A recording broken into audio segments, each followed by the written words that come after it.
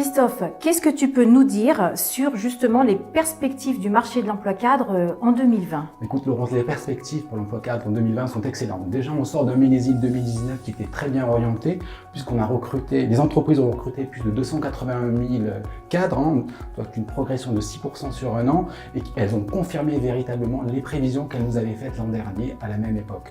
Et pour 2020, on a une dynamique qui devrait perdurer, avec près de 287 000 recrutements envisagés, soit une progression de 5%.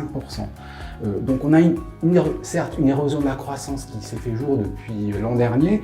Pour autant, on a des investissements qui restent très robustes, des investissements des entreprises qui restent très robustes et qui ont véritablement un lien fort avec l'emploi cadre. Tant que les entreprises auront une propension à investir très bien positionnée, les recrutements de cadres vont progresser. C'est vraiment... pour ça qu'on parle un petit peu d'un marché spécifique oui, en fait, tout à fait. de Le marché de l'emploi cadre est vraiment spécifique, avec des recrutements qui sont quasiment hermétiques aux aléas et aux chocs conjoncturels et qui sont véritablement mus par un mouvement structurel, qui sont portés par des transformations numériques, des transformations environnementales et énergétiques. Pour autant, on a un petit bémol bien évidemment à faire valoir, c'est que dans certaines activités, notamment les activités industrielles qui sont ouvertes à l'international, on va avoir une dynamique qui va un peu s'enrayer parce que elles vont pâtir du ralentissement mondial qui se fait jour actuellement.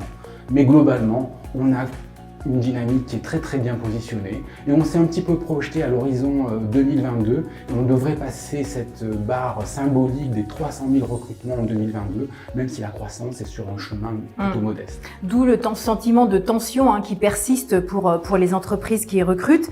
Et puis d'ailleurs, on voit bien le taux de chômage des cadres qui avoisine les 3,8%, donc autant dire du quasi plein emploi. Ce qui va être important justement pour les entreprises aujourd'hui, c'est vraiment de travailler leur attractivité, leur marque employeur et leur stratégie de sourcing et d'avoir vraiment, pour se différencier finalement de la concurrence. Et puis pour les cadres qui sont candidats, alors selon la fonction qu'ils vont occuper, il y a vraiment une nécessité d'être au clair sur son projet professionnel, d'identifier les compétences qui sont recherchées et notamment les compétences techniques, mais pas que, parce que de plus en plus, on va aussi rechercher des compétences comportementales, des compétences transversales, des compétences relationnelles qu'on va mettre sur la dénomination de soft skills. Donc autant d'éléments qui sont importants.